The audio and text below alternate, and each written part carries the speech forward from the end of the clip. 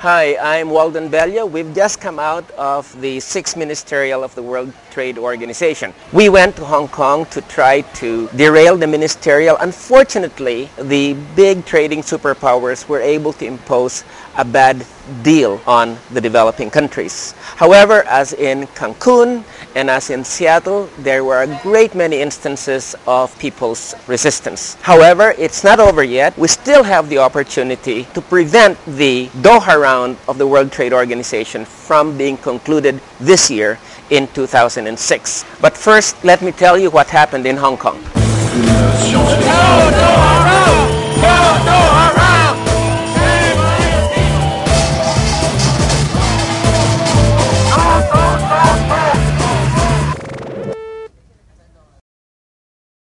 The opening of the ministerial on December 13 was greeted by a number of protests. And in the morning, for instance, we had a very colorful fluvial parade staged by 100 fisher folk from all over the world in Victoria Harbor. This was followed by a massive march from Victoria Park to the Convention Center. This march had people from a variety of sectors, including women, farmers, workers, migrants, fisherfolk, activists, students, and professionals. And later on in the afternoon, we had this very spirited action on the part of Korean farmers, about 50 of whom jumped into the cold waters of Victoria Harbor and tried to swim to the convention center. This just gives you an indication of the kind of actions, the militance of the protests, and the spirit in which the people greeted with protest the opening of the WTO ministerial. Every day during the ministerial, there was a variety of protests inside and outside the Hong Kong Convention Center. Inside, there were skits, singing and creative actions. Outside, there were marches, rallies, street painting, concerts, forums, workshops, and candlelight vigils. In all these actions, the message was clear that people have suffered enough and did not want another bad deal. Even the ordinary people of Hong Kong had started to understand the message and express their sympathy by yelling, "Kong Yi Sai Mao," or protest the WTO. On the second to the last day of the ministerial, things were heating up inside and outside the convention center. Inside, the big trading superpowers were exerting all efforts to break the alliance of developing countries. Through the bribe called Aid for Trade, the United States and the European Union were arm-twisting the least developed countries into accepting an extremely bad deal. The green room discussions went through late into the night, mounting the pressure on developing countries to give in. Outside, things were equally dramatic. Thousands of protesters led by farmers marched from the Victoria Park to the Hong Kong Convention Center. Halfway there, the protesters were blocked from the officially approved route by hundreds of riot police armed to the teeth. The police tried to break the protest. However, the protesters were able to go through the police lines and run to the street right outside the Hong Kong Convention Center.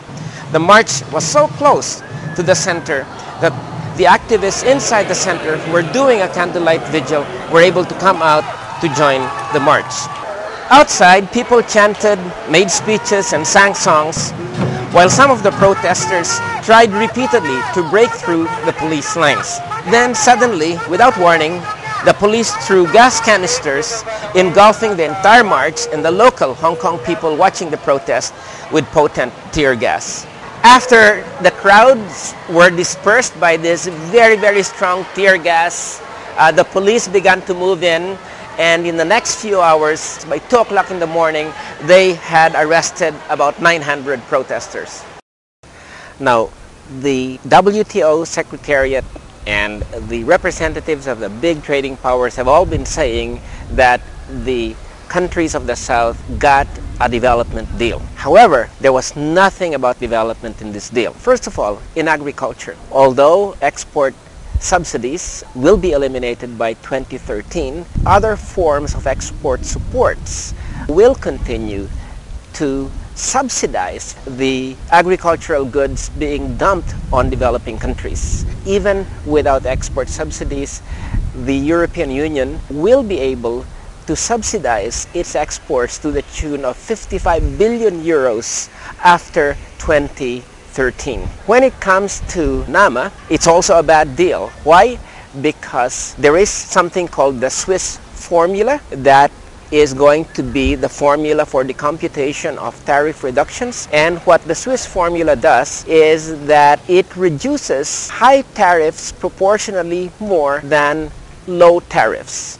And developing countries tend to maintain higher tariffs than the developed countries. NAMA, therefore, or the Swiss formula agreed upon in Hong Kong, will penalize developing countries. When it comes to services, again, we have a very bad deal, because in the past, the services negotiations were based on a very flexible request-offer process.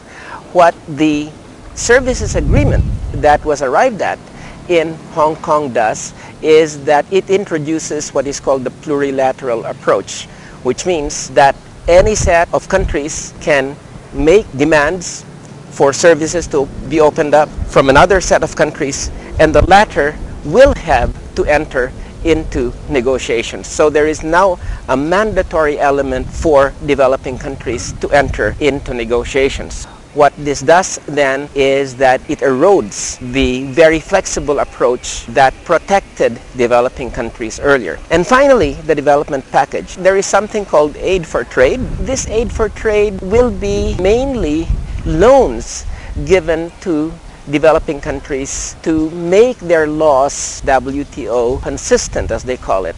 So this is really going to get them even indebted. Then there is also the fact that the developed countries have been saying that they're giving duty-free access to the goods of the least developed countries. Well, let me tell you, that is also a lie, because there are still exemptions. Only 97% of the tariff lines, for instance, of the United States will be opened up, but the remaining 3 to 4% really are lines that are for commodities that are being exported by the least developed countries. Also, in this development package, there is something called the implementation of the integrated framework. Now, what this means really is nothing more than the comprehensive implementation of structural adjustment in the least developed countries, which includes radical deregulation, radical trade liberalization, and radical privatization. Structural adjustment has been a major cause of the poverty of developing countries, and the so-called integrated framework that is part of the development package is in fact nothing more than a reinforcement of structural adjustment. So this is why there's really nothing about development in this development package. The battle is not over yet. 2006 will be a very critical year. In 2006, the Battle of Hong Kong will move to Geneva, to your national capitals, and to many other sites throughout the world. In 2006, the WTO will need to reconvene in several meetings, such as general councils and mini-ministerials, in order to move the negotiations forward and conclude the misnamed Doha Development Round by 2006. There are several things we can do to prevent this round from being concluded. First, we have to spread the analysis and information that what we got in Hong Kong was a bad deal, that we can still do something about it. Second, we should heighten the pressure in our capitals. Now more than ever, national coalitions and campaigns have a crucial and critical role to play. We should look for our trade negotiators and bring them to account for signing us on to a bad deal. We can use national and local fora and platforms to challenge the commitments made by the negotiators and to block the implementation of this deal. The third thing we can do is to heighten the pressure in Geneva. We should intervene in the process of negotiations in Geneva and prevent this bad deal started in Hong Kong from being completed. And we should continue to work together, form and build alliances on all levels, national, regional, and international. Join us. We need to stop this process. We need to stop this bad deal from being imposed on the developing world and the rest of us. Buyas na stateside, ubas na may cyanide, at salamat na lang sa gobyernong halang.